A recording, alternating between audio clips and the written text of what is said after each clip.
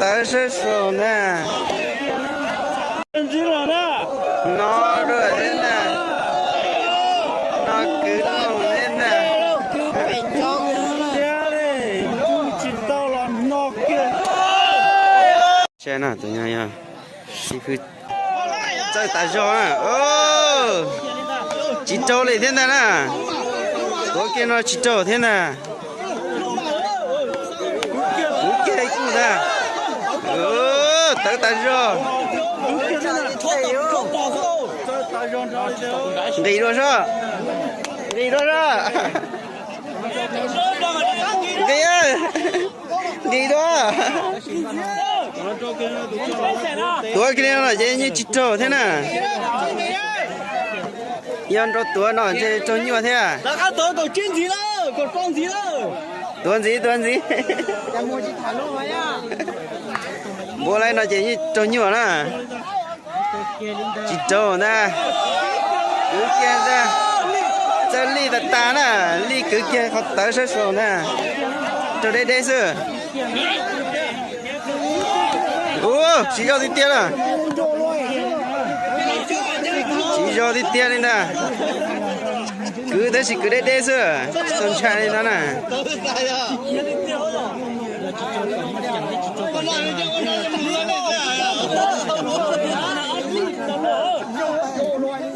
Chân cầu lên ta. Thật cười thế đấy, đúng rồi. Bây giờ trâu nhà to trâu được thiên ta đó chị. Trâu đây rồi sư.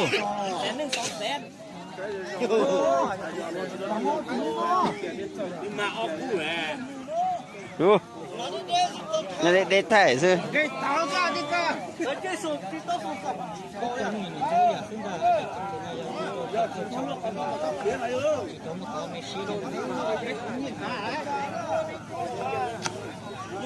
Từng giờ họ nó như ô cả trâu thế này nè. Tôi sẽ tỏ nó như tới cái kia thế này nó nữa chơi nữa chỉ là thiếu gì nè. Thì thiếu gì nhá. Này trông nè. Theo bỏ ra. Trâu tròn to tè cái kia lên à, ta chỉ cứ cho tại chỉ có tiền cho tết của chúng ta đó. Cho lúa cho cháu này ăn cho chỉ trông gì là tiêu. Nếu như chỉ tàu tụi nó. Tàu chỉ đang đi xe nâng sao? Nó ăn trong cái tấn liên nó Có chứ cái chứ gì nha. chỉ cả. Cho nó dễ tu hàng cái tiền đâu lúc sáng nó chỉ tàu xí thì tụi nó gì thế này.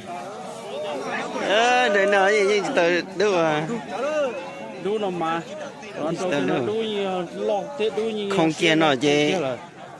Tôi sẽ buổi sáng trở chỉ sáng trở nè. Không nói gì như gì chỉ trở. Nó phan té như là thế tao lúc nào thế tụi như nó cái tao ý chồng nó chỉ nên trâu rồi đó.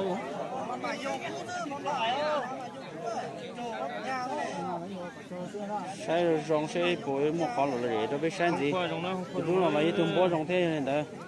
Đừng có họ nói cô chỉ trâu chỉ trắng thế mà ta cũng trâu nhiều có nhiều tê đó chỉ trâu chỉ nó trâu thế này chỉ có khởi phải trâu cứ kiên chứ là nè nó rồi thế này nó cứ lâu thế này cứ bình thường thế này chỉ tao làm nó kiên tôn cha tiền tiền đấy đúng là làm tôn cha tiền tiền đấy dù là chỉ tao là trâu làm gì tất tay nè làm gì tất tay nè tiết tiêu nè bây giờ nhiều tôi sẽ là tôi thay phải nói nhưng chỉ có dân cho phải nói là vì cho phải nói mà như tao bỏ con này nó là dân cho phải cho kia phải liệt nó tôn cha tiết tiêu đấy nó nó lo gì nhưng dân trong bọn nó đấy là trâu đã đi nó sẽ chỉ trong mấy chiếc kia đấy là như nó này trâu đã đi nó sẽ chỉ là tới nè như thuốc về nó trâu con gì nè cho tuần sau đấy trai thế này trai chặt tao cho như thuốc về nó chỉ như trâu hàng nó nè bây giờ thì như tao cho như tuần trâu nó lăn trâu mà nhưng chỉ một con trai đấy là tự nhiên đó chỉ như lắc sao lại có thơ chỉ như nè thuốc về nó nè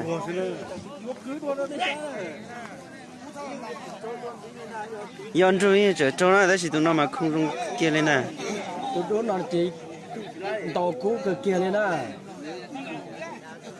cứ là chuyển tàu cũ còn tu lia tê tê plà lên nè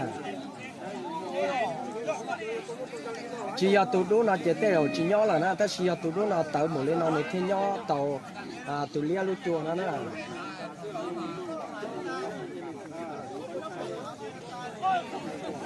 không nó cho là cho đấy sao nhá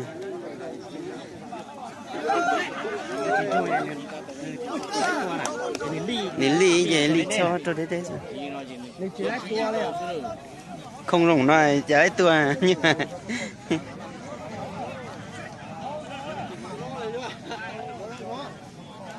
chỗ đấy giờ mò ha chỗ đấy à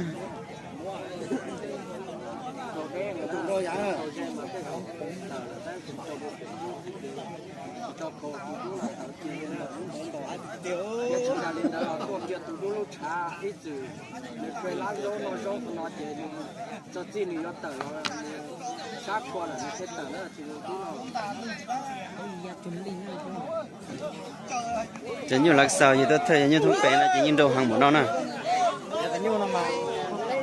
như thuốc bể là chỉ như hàng một non nè giờ châu đó đi nó chỉ là tới nè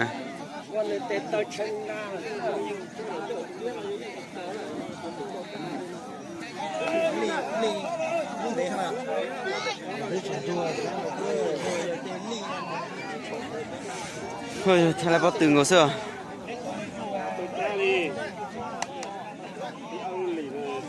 tỷ ra từ này thay lại bắt từng ngồi xưa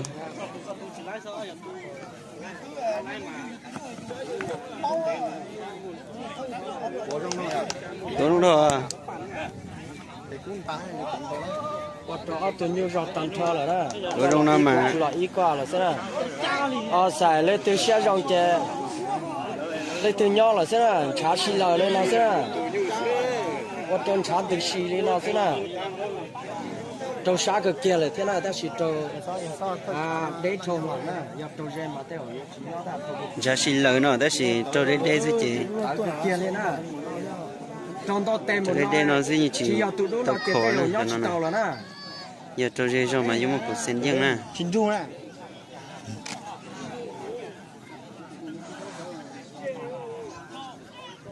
cú nó mà cho đút trên cái kia lên đây cho nó chỉ lo xích không xả chỉ gì thế nào cho nó nè thế nhẹ ra không nhẹ là bao thể này nhẹ là ô còn chưa làm trả tay số lo số lo là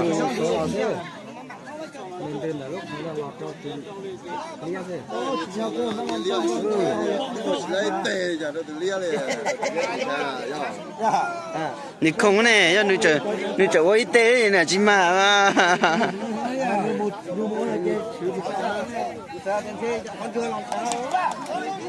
你等说老师，你空着呢，要你这我的能买哈。这打仗嘛，多管呢。要弄这么的找的。用那么多有多牛啊！这得香呀。